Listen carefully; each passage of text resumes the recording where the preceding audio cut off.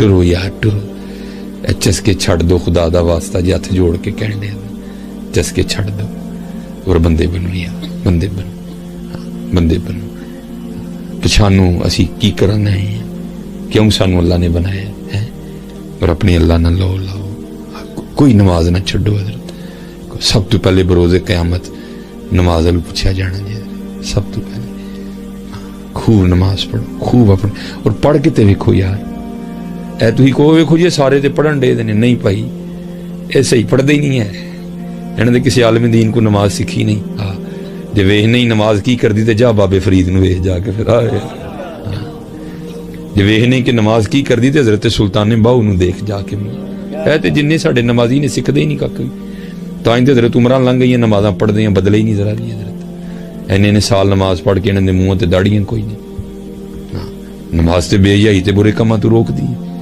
اینے سال ہو گئے کیوں نہیں رکے ہیں کیونکہ نماز آندھی نہیں ہے سکھی نہیں نماز کسے کو وہ اقبال نے کہا نہیں تھا وہ ایک سجدہ جسے تو گراں سمجھتا ہے وہ ایک سجدہ جسے تو گراں سمجھتا ہے دیتا ہے آدمی کو 1000 سجدوں سے نجات یا وہ مت آپ کو بتاؤں کہ جنہوں نے نماز پڑھی تو پھر ہوا کیا یہ ہماری تاریخ میں بڑا خوبصورت نام ہے حضرت عبداللہ بن زید رحمۃ اللہ تعالی ساری زندگی حضرت نے نکاح نہیں کیا مجرد رہے تیرے عشق میں اے یار ہم نے کیا کیا نہ کیا اسی حضرت جی کھادا سو گئے پھر اٹھے تو پھر سو گئے تو اسی عاشق جی حضرت جی تیرے عشق میں اے یار ہم نے کیا کیا نہ کیا صبر ایوب کیا گریہ یعقوب کیا نکاح نہیں کیا حضرت جوانی گزر گئی بڑھاپا آیا ایک دن بیٹھے کوئی حدیث مبارکہ کی کتاب پڑھ رہے تھے تو اس میں پڑھا کیا نبی علیہ السلام کا فرمان مبارک جس کا مفہوم ہے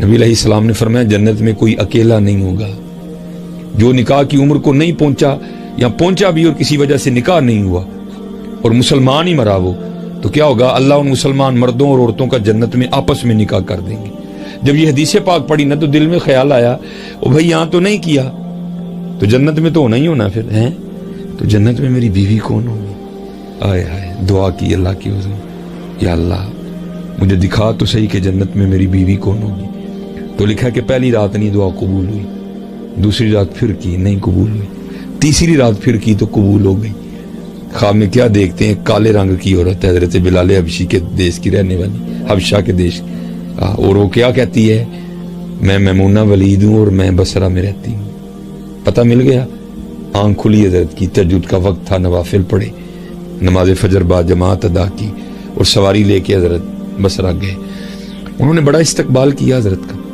نام ہی بہت بڑا تھا بٹھا کے پوچھا حضور یا جو بغیر دسیاں کیوں آ گئے ہو خیرتے ہیں آپ نے پوچھا یار یہ تو بتاؤ تو یہاں کو میمونہ ولید رہتی ہے لوگوں نے حیران ہو کے پوچھا حضور وہ آپ اتنی دور سے چل کے میمونہ ولید سے ملنے آئے آپ نے فرمایا کیوں اسے نہیں کو مل سکتا نہیں حضور وہ تو دیوانی ہے لوگ اسے پتھر مارتے ہیں اور قربان جاؤں حضرت سنگ ہر شخص نے ہاتھوں میں اٹھا رکھا ہے سنگ ہر شخص نے ہاتھوں میں اٹھا رکھا ہے جب سے تو نے مجھے دیوانہ بنا رکھا ہے کڑی اس شخص پہ بھی محبت میں گزری ہوگی نام جس نے محبت کا سزا رکھا ہے ہائے ہائے ہائے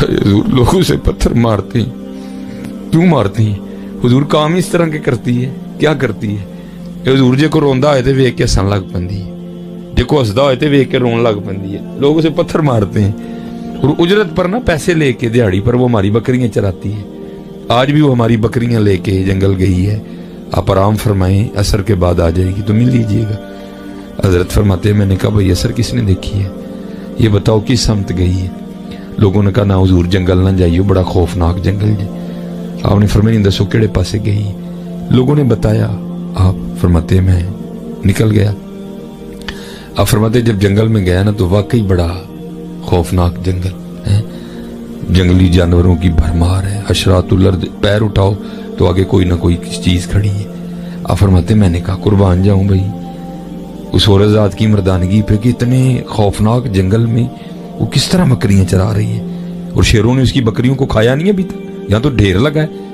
آپ فرماتے ہیں میں جو ہے نا جنگل میں گیا تو بڑا ہی جو ہے نا وہ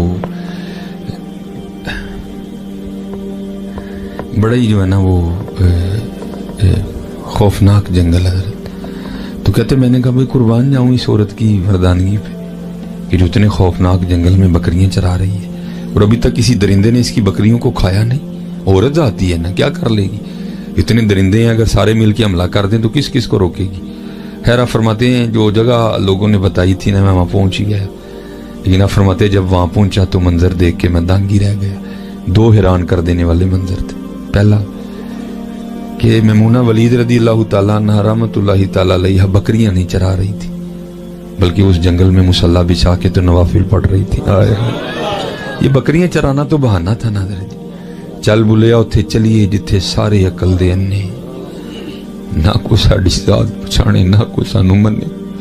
یہ تو اللہ سی نظر جی بہانا سی سائڈ تے ہوندا تھا. لوگ سمجھن میمونہ سارا دن بکریاں چار دی لیکن میمونہ بکریاں نہیں چار دی. ڈھونڈ پھر وہی فرصت کے رات دن کہ بیٹھے رہیں تصور جانا کیے ہوئے. دل میں ہو یاد تیری اور گوشائے تنہائی ہو پھر تو خلوت میں عجب بنجو منارائی ہو. رات پوے تے بے دردانو نیند پیاری آوے درد مندانو یاد سجن دی پئی سوتے آن جگہ ہوئے. فرماتے ہیں ایک یہ حیران کر دینے والا منظر تھا. تو دوسرا کیا دیکھا؟ اب میمونہ تو چرا رہی ہیں میمونہ تو پڑھ رہی ہیں نوافل تو پھر بکریاں کون چرا رہے ہیں؟ آپ کو پتہ بکریاں بڑی شریر ہوتی ہیں. وہ ایک ادھر کو بھاگی دوسری ادھر کو بھاگی.